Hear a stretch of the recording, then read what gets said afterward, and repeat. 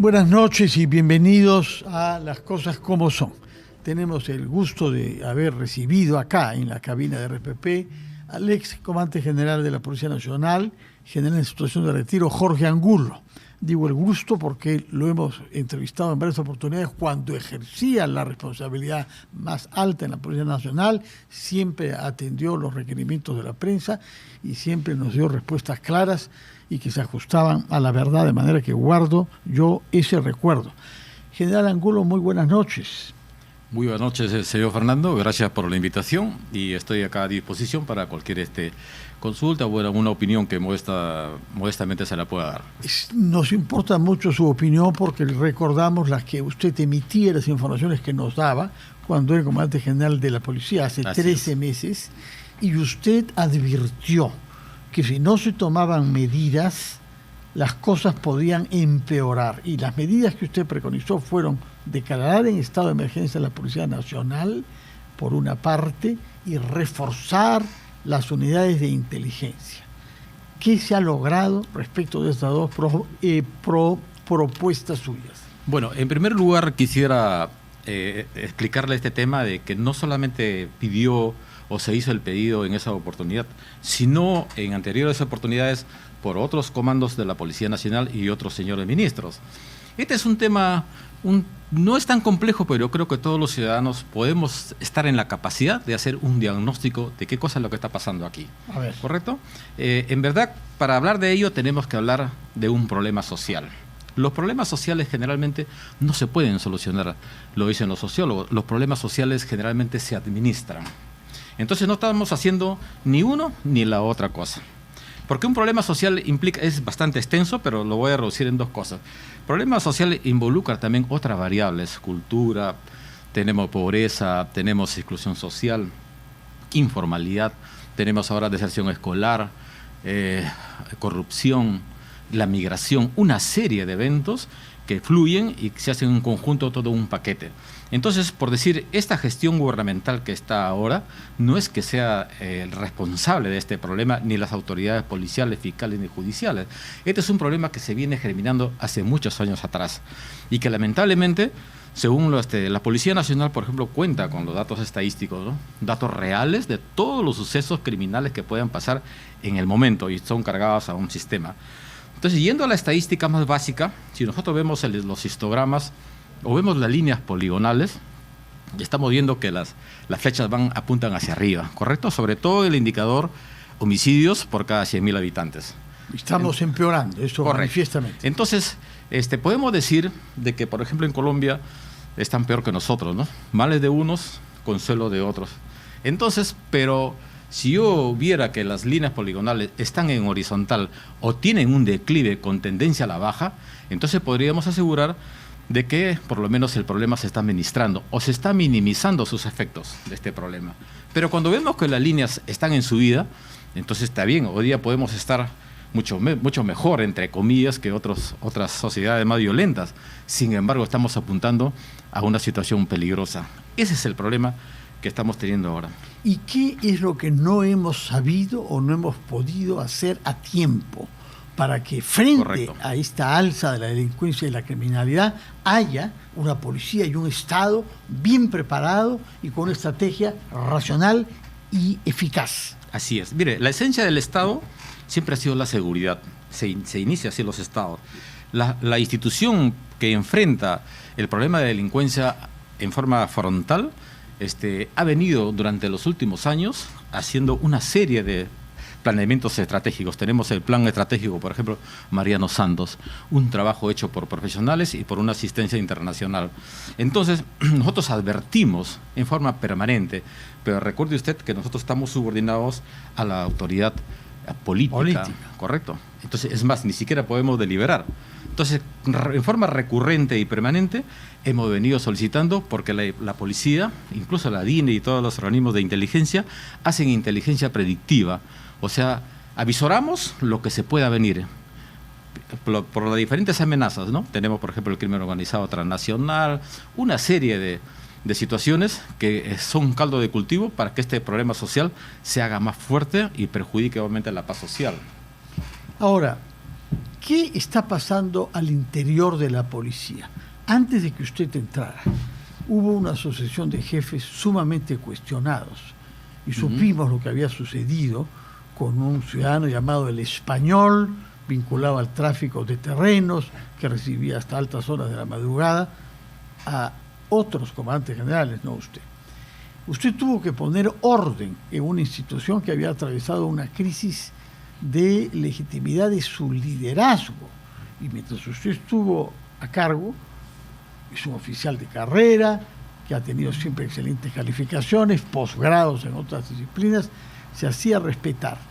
Pero uno de los puntos flojos de la policía había sido la arbitrariedad, las influencias y, por hablar claro, la corrupción con los ascensos, particularmente al rango de general.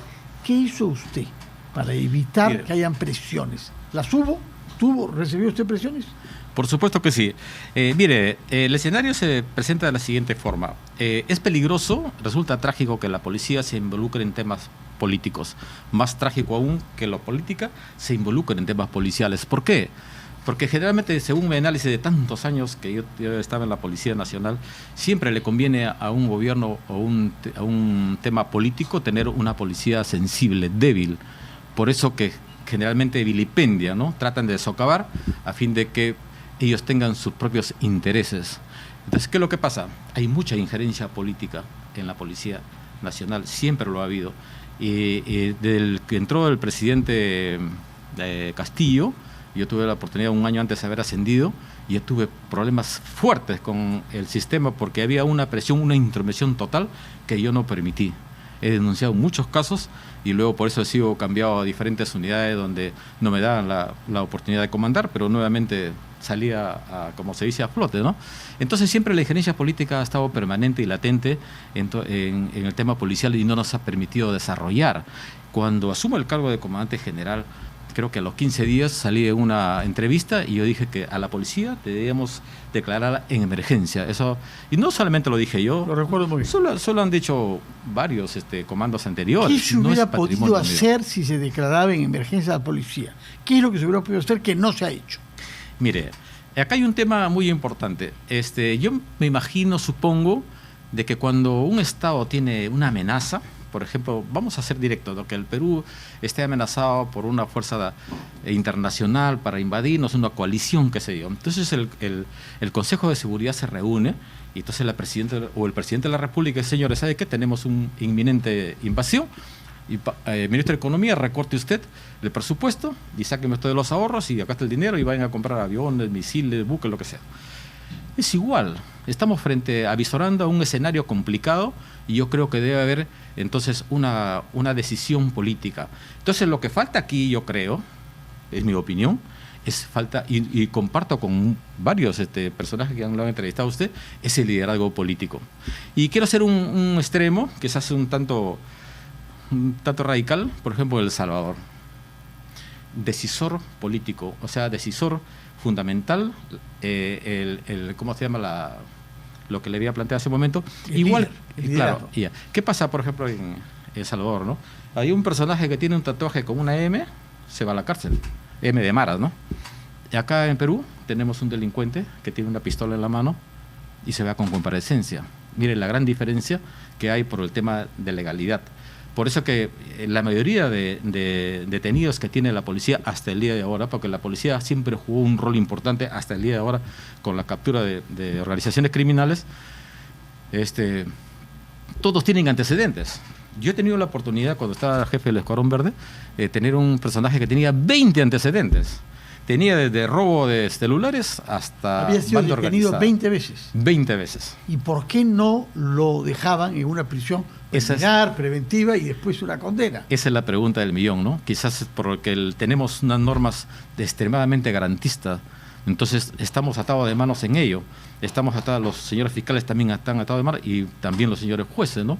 Para poder administrar justicia en forma eficiente, de tal manera de que esos delincuentes se vayan a la cárcel. No tenemos ni cárceles. Entonces todo esto se suma, como yo le digo, a un tema de liderazgo político. Tiene que haber una decisión así férrea. Por eso que el presidente de Ecuador, que está ahora, ha implementado ciertas políticas públicas de seguridad ciudadana bastante fuertes, pero medianamente, pero no sin embargo, muy bien. Pero sin embargo lo quieren reelegir, ojo. Por eso, ahí está peleado. lo quieren reelegir.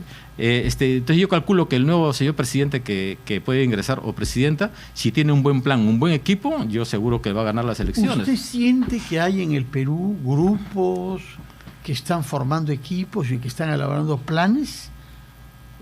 Escuchamos a gente que hace declaraciones, pero plan no hemos visto en ninguno de los 41 partidos inscritos. Sí. ¿Usted ha visto? ¿Usted confía? Mire, yo creo que hay planes quizás hasta de sobra, ¿no? Porque los diagnósticos ya estamos cansados de reuniones que son reuniones generalmente bizantinas, ¿no? Son conversaciones bizantinas que no arriban a nada. Estamos en lo mismo. Entonces yo veo, por ejemplo, de que los 2 años anteriores a la actual gestión gubernamental ha sido una pérdida de tiempo. Esta gestión tampoco. El otro año estamos en elecciones, entrará un nuevo gobierno, mientras se empieza a calentar, o sea, son 5 años. Más esas políticas públicas que se implementen, imagino 2 años más, o sea, casi 7, 8 años prácticamente perdidos. Entonces yo creo que la solución a este problema está distante, ¿no? Dista mucho, porque esto viene de antes, no es de ahora. Pero por lo menos podemos minimizar, podemos administrar este problema. Esa es la clave, lo que hace, porque la delincuencia está en todos los países, sino que en algunos obviamente resulta más lesivo que en otros, ¿no? Usted declaró cuando era comandante general que había podido establecer que la mitad de los automóviles de la flota de la policía estaban inutilizables. Así es. ¿Por qué se ha llegado a un estado de negligencia semejante? Mire, cuando yo manifesté públicamente que debía declarar la emergencia de la policía, se casi causó un cisma político. Me llamaron de todo el mundo de Palacio de Gobierno haciendo ver por qué tenía que dar esas expresiones. Quizás fue muy apresurado, porque son decisiones políticas, ¿no? Pero yo era titular de la institución. Entonces, luego de ello, hemos hecho un proyecto con el jefe de Estado Mayor para comprar, por lo menos para empezar, 10.000 carros. Por el COVID no había, hemos ido a buscar todo y el presupuesto era más o menos de 2.000 millones de soles. Eran 4 armadas y esos carros, como no habían por el COVID, no había habido producción, deberían ser entregados en diciembre del año pasado. ¿Correcto? De este último diciembre. Es como si ahorita compráramos para que los carros lleguen en diciembre del 27. No se compró. Pedimos y conversar con... ¿Tenían el presupuesto? Bueno, era cuestión de decisión política. Era sacar de otros lados, era un tema de emergencia, por lo menos para empezar. Porque no solamente 2.000 millones, yo calculo de que para poder minimizar los efectos podríamos estar hablando de unos 10.000 millones de dólares, que no solamente va a ser tema policíaco, porque no es solamente tema policial, tenemos el Ministerio Público, que no tienen ni vehículos, tenemos el Poder Judicial, que sus empleados también hacen paros por el tema del sueldo. Tenemos nuestra Marina, que no tiene lanchas para ver los ríos, sobre el tema del narcotráfico, una serie para los programas sociales, para el monitoreo de los jóvenes que están ahora sin trabajo. Bueno, entonces la solución es de carácter integral. Entonces, eso es lo que yo avisoro, de que tiene que necesariamente haber un liderazgo político certero, eficiente, eficaz, acorde a los objetivos coherentes que deben haber para poder minimizar esta situación. ¿Usted cree que el ministro Santibáñez es el líder que hace falta para el sector? Bueno, el ministro es un operador político, como todos los señores ministros, ¿no? Yo creo que Unos menos que otros. Hay algunos que son mucho más técnicos y concentrados en su sector. Hemos tenido ministros del Interior que han tratado justamente de mantener la política de lejos, ¿no? Claro, pero bueno, yo creo que están haciendo los esfuerzos, ¿no? Nuestra Policía Nacional, por ejemplo, todos los días interviene y captura organizaciones criminales. Entonces el señor ministro también está haciendo sus esfuerzos, pero estamos dando solamente el paracetamol. Yo creo que acá nosotros que debemos avisorar es justamente dar unas soluciones que sean ya a mediano y a largo plazo también, para poder asegurar que en los próximos años no haya esta situación que estamos pasando, ¿no? Pero es un ministro que tiene muchos cuestionamientos y muchas carpetas fiscales. Ahora ha sido convocado para fin de mes para que haya un control de la voz, de un audio famoso, en donde se registró una conversación larga en un chifa en San Borja con un oficial de la Policía Nacional, el llamado Capitán Culebra, ¿no? Eso no lo habíamos visto antes. Eso distrae a un ministro. Sí, distrae un poco y también descalifica un tanto su actuación, ¿no? Y yo sé que están haciendo los esfuerzos y la policía también, pero a ver, yo interpreto que ahora tenemos un presidente o un representante de nuestro gobierno o el presidente de la República que una aceptación muy baja, demasiado baja. Entonces siempre lo que ha sucedido en los años que tengo experiencia, que los políticos siempre se han colgado de los logros de la policía. Quizá estamos esperando de que capturen, por ejemplo, este delincuente que está bien buscado, que le dicen el monstruo, y yo les aseguro que todo el mundo se va a colgar de esa captura, porque Dios quiera sea capturado y lo va a hacer la policía. De repente va a ir el ministro, de repente le van a llevar al mismo presidente de la República para que lo presente. Entonces, eso es lo que me incomoda un poco, que aprovechen justamente de la Policía Nacional, pese a que hay extremadas limitaciones y que sigue cumpliendo su trabajo para poder beneficiarse o sacar réditos políticos. ¿Qué hace falta para poder capturar al monstruo que ha hecho usted referencia, al cual se le atribuye la responsabilidad sobre numerosos crímenes en Lima Norte, sobre todo, ¿no? Mire, el tema también no solamente de la compra de vehículos, sino también para el compra de franco y para fortalecer los equipos de inteligencia, también lo hicimos. Hemos ido a tocar las puertas de 3 Premier, he conversado 3 veces con el señor ministro de Economía, le he expuesto la necesidad urgente de hacer esto y eso ya han pasado casi 2 años. Entonces, recién están adoptando esas posiciones, pero como le digo, son paliativos. Son paliativos que, si bien es cierto, va a minimizar en algo, pero no es posible, por ejemplo, que en lo que se pedía, yo pedí 30 millones para trabajo de inteligencia de todo un año, y eso implica que todos los agentes de inteligencia y la gente de investigación criminal deben estar pues con su dinero para que puedan comer un menú, porque tienen que regresar a su base. En realidad no tienen ni vehículos para alquilar vehículos. El trabajo de inteligencia es un trabajo paciente, un trabajo bastante complicado a veces porque tienen que infiltrarse, tiene una serie de situaciones. Entonces, si no tienen los recursos, entonces no podemos esperar resultados pues, eficaces, ¿no? Como nosotros deseamos. Usted dio su respaldo a varias unidades de élite de la policía, entre ellas la DIVIAC, que colaboraba con el EFICOP. ¿Cómo ha vivido lo que ha sucedido con la DIVIAC cuando usted se retiró, con la DIVIAC y con el que por entonces era el jefe, el coronel Harvey Corchado? Sí, mire, lo que pasa es que el cargo que yo tenía era bastante complicado porque manejaba, pues imagínate, una institución de más de 120,000 personas y problemas todos los días. En el caso de la DIVIAC, no estaba yo al tanto de las carpetas, pero sí en forma, incluso a veces por la prensa, pero obviamente ellos estaban pisando callo, pues. Y chocar con el poder es como que si usted patea un panal, ¿no? Las abejas le van a picar. Esos son los sistemas. Comenzó para eso, ¿no? Desde su origen. Así es. ¿No? Y bueno, desde que Pedro Castillo fue elegido, tuvimos una policía independiente que supo investigar donde hacía falta, al propio presidente y a sus ministros. Así es. Entonces, ¿qué es lo que pasa? Cuando comienzan a chocar con el sistema, comienzan a afectar algunos intereses, entre comillas, puede darse el caso que hay una respuesta. Y hay una técnica que es malvada, oscura, perversa, es que cuando usted quiere sacar del escenario a una organización, a una institución o a una persona, ¿no?, que es incómoda, entonces tiene que sacarlo, pero previamente tiene que desprestigiarlo, tiene que ofenderlo, tiene que vilipendiarlo, etcétera. Eso es lo que han hecho con varios oficiales de la policía. Ha sido brutales. Les han involucrado en cargos que todavía ni siquiera se investigan. Por ejemplo, creo que hablaron de millones que se gastaban en la DIVIAC. Se ha rumoreado mucho. Se rumoreaba. Entonces, eso obviamente que tiene que afectar y han logrado sacar y desactivar prácticamente toda esa unidad, y eso tiene un componente, una mano política, pues ahí hay una mano que está involucrado. Yo creo que el comando de la Policía Nacional debe tener las directivas porque nosotros estamos subordinados y cuando nos dan una disposición, esas disposiciones tienen que ser escritas y nosotros tenemos que dar cumplimiento a ello, ¿no?, para poder hacer lo que se está haciendo. ¿Usted vivió como una derrota personal que el señor Vladimir Cerrón pudiera fugarse y durante meses finales de su gestión no se pudiese dar con él? Bueno, el tema del señor Cerrón está en un tema complejo porque, como ya lo hemos explicado en otros medios, el Ministerio Público está haciendo las investigaciones, ¿no? pero lo vuelvo a repetir que lo que yo he narrado son hechos reales, objetivos que yo he pasado cuando he participado en algunos eventos a nivel presidencia de la República, ¿no?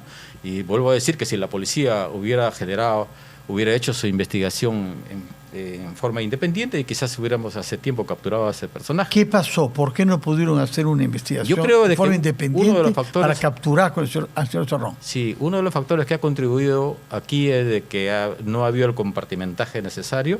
La información era prácticamente abierta a diferentes interesados y se ha podido filtrar definitivamente. O sea, habían topos que informaban al poder político, a la presidenta Boluarte, de las cosas que eran privadas y bajo reserva. Es posible, porque yo manifesté también de que no es usual que un presidente de la República esté interesado en la captura de un sujeto que es un tema netamente policíaco. Si la presidenta o el presidente está interesado, lo llama al ministro, ¿sabe qué, señor? La política que tengo yo es que todos los registrados sean capturados, se lo transmite a la policía y la policía la ejecuta. Entonces, eso es lo que ahora se está investigando, en qué medida, en qué manera, en qué forma se ha podido filtrar esa información. Eso es materia de investigación. ¿Usted autorizaba que altos jefes policiales como el general Quiroga mantuviesen conversaciones frecuentes con la presidenta Dina Boluarte? No, yo me enteraba luego. O sea, me enteraba luego que había sido notificado el jefe de inteligencia de la policía para que concurría permanentemente a Palacio de Gobierno. Bueno, me dio cuenta que dice, estoy concurriendo porque me llaman. Entonces tiene que ir, ¿no? Ese es el tema de que... Pero es un subordinado suyo. Así es. Debía consultarle usted, informarle. Claro, es como que yo, comandante general, y tengo un caso en Piura y lo llamo al comisario, ¿no? Cuando puedo llamarlo al jefe de región o al jefe nacional, ¿no? O darle una política directamente a él. O sea, al jefe de región, usted me puede bajar los índices de criminalidad en esa zona o hay problemas de pandillaje, no lo va a estar llamando al comisario. El general Quiroga tenía en razón de sus funciones conocimiento sobre todos los operativos que se preparaban para capturar a Vladimir Cerrón. Yo tengo entendido que lo que él me ha manifestado es de que las concurrencias eran para fines de seguridad ciudadana. No me consta porque no he participado si han tocado temas del prófugo Cerrón. Pero sí, seguridad ciudadana correspondía que usted acudiera donde la presidenta. Ah, por supuesto, no solamente yo, el señor ministro del Interior, porque ni el ministro sabía de este tema, ¿no? Ahora bien, un mes después de que usted saliera, se produjo ese fin de semana que ha dado lugar a investigaciones en torno a la eventual presencia del señor Cerrón en un asentamiento, en un condominio, lo que se llama Asia del Sur, a 100 kilómetros de acá, y en la vecindad estuvo el auto presidencial llamado El Cofre. ¿Qué idea se ha hecho usted de todo lo que se ha dicho y se ha investigado sobre este tema? Que eso es investigación pendiente, ¿no? Sí, yo creo que este evento del Cofre ha sucedido un mes después que yo he salido del cargo. Febrero. Pero obviamente llama la suspicacia, ¿no? Nos hacemos juicios a priorísticos referente a qué hacía este vehículo, sobre todo en un lugar donde supuestamente haya estado el prófugo de la justicia, ¿no? Llama mucho la atención. Eso es lo que ha sucedido y por eso que se está investigando ello. Cuando nosotros trabajamos priorizando la inteligencia policial, se tienen éxitos. En los últimos días hemos visto el desmantelamiento y la captura de 23 personas de una banda en 8 lugares diferentes de Lima, gracias al apoyo de los Estados Unidos, que tienen medios de inteligencia y de interceptación telefónica, que nosotros no. Nosotros, tengo entendido, no podemos interceptar comunicaciones por WhatsApp. Hay que pedir a los Estados Unidos que colaboren. Se ha conseguido la colaboración con los resultados que sin disparar un solo tiro se ha capturado a 23, entre ellos un jefe importante, pariente incluso del maldito Cris, que usted debe recordar bien. ¿Qué hace falta para que de una manera permanente la policía disponga de una inteligencia eficaz? Mire, de la Policía Nacional de Perú, yo siempre digo, no es un simple lobo, es una institución grande. Yo la defiendo porque yo soy policía y seguiré hasta mi muerte. Lamentablemente, estamos acostumbrados a que trabajamos con lo que tenemos. Si la policía tuviera todo el equipamiento necesario, imagínese usted qué cosas no haríamos. Por ejemplo, para descargar la información de los celulares, creo que solamente habían 2 equipos acá en el Perú, que tenía el gobierno de los Estados Unidos y uno tenía otra unidad especializada. Imagínense, eso tenemos tenemos que tener laboratorios a nivel nacional. Y eso es enteramente lo que dije al principio, ese es liderazgo político. Si no hay un presupuesto fuerte aquí, esto, y para poder, quizás también el tema de la infraestructura, poder reflotar la institución, no solamente la policía, el Ministerio Público, el Poder Judicial. Mire, por ejemplo, tenemos ¿cómo se llama esto de los módulos que se hicieron para... ¿Flagrancia? Flagrancia. Los módulos en donde colabora la policía. Yo sé que eso es muy bueno, el Poder Judicial lo ha implementado, pero hay lugares donde no hay ni siquiera la capacidad o los ambientes para que los efectivos policiales o la Fiscalía o los mismos de seguridad puedan estar en ese. Entonces ahí necesita un mini laboratorio. Usted se va al laboratorio central de aquí de Surquillo, encuentra una cola de patrulleros con detenidos, mientras que los patrulleros deben estar quizás patrullando. Entonces este es un tema que ya viene de hace muchos años atrás. Y por eso se necesita una reforma, una modernización total, pero se necesita el presupuesto, porque debajo de cada plan tiene que haber un presupuesto. ¿Qué logró hacer usted en ese sentido de reforma cuando era comandante general? Bueno, en realidad es poco el tiempo. Hay mucho trabajo, mucha labor, pero como le voy a repetir, las grandes decisiones tienen que tomarlas pues los grandes decisores, ¿no? Yo solamente a nivel operativo se hace lo que se puede en la policía. Ese es como un comisario o como un jefe de PINCRI que con sus pocos recursos tiene que solucionar al menos unas 100 o 150 denuncias por extorsión. Entonces, obviamente que el ciudadano que recurre a una unidad policial se ve frustrado a veces porque no hay, ya ha colapsado la capacidad. Los policías también no tienen los medios necesarios, no tienen la infraestructura, viven en ambientes desordenados y dice que el hombre piensa como vive, ¿no? Entonces eso genera pues desmotivación, genera desilusión y desesperanza en la misma gente, ¿no? En los mismos ciudadanos también. Sí. Ahora bien, durante su gestión se hizo claro que había más dinero en juego en la minería ilegal que en el narcotráfico. Durante años sabíamos lo contrario. Fue un gran cambio reciente, relativamente, cobrar conciencia del volumen, naturalmente vinculado a la elevación del precio del oro. ¿Enfocamos bien la lucha contra la minería ilegal? Mire, así es. Lo que pasa es que la minería ilegal genera economías ilegales. Y esas son economías muy fuertes, igual que el narcotráfico. Entonces nosotros estamos ahora abocados, distraídos un tanto con los robos, los asaltos, las extorsiones. ¿Y qué pasa con el narcotráfico? Que no tenemos como ciudad ni siquiera lanchas en los ríos para hacer el tema de interdicción. Entonces hay situaciones, como le digo, acá tiene que haber un liderazgo político que tome decisiones reales, decisiones fuertes, contundentes, para poder minimizar sobre todo esta problemática que estamos viviendo. Pregunta final, tengo entendido que ha sido tentado usted por diversas fuerzas políticas para que postule a las elecciones del próximo año. ¿Se dejaría ceder a la tentación? No está obviamente dentro de mis planes porque, no sé si decirlo, pero me desilusiona un poco el tema político en nuestro país. Pero justamente por eso hace falta personas como usted, con integridad y con competencia profesional. Yo creo que los ciudadanos debemos ser bastante cautos para votar en estas nuevas elecciones. Hay que ver las personas, los equipos y hacer un voto consciente y no ver la vergüenza a veces que estamos pasando frente a personajes políticos que realmente dejan mucho que desear. General Jorge Angulo, ex comandante general de la policía, muchas gracias por estar acá. Hemos prestado mucha atención a lo que nos ha dicho. Ojalá que las recomendaciones que usted da o las conclusiones que se derivan de lo que dice se apliquen para tener una policía respetada unánimemente como debe ser y eficiente en el ejercicio de sus tareas cada vez más importantes. Muchas gracias por su presencia y muy buenas noches, general Jorge Angulo, general retirado de la Policía Nacional. Vamos a hacer una pausa, retomamos rápidamente después las cosas como son.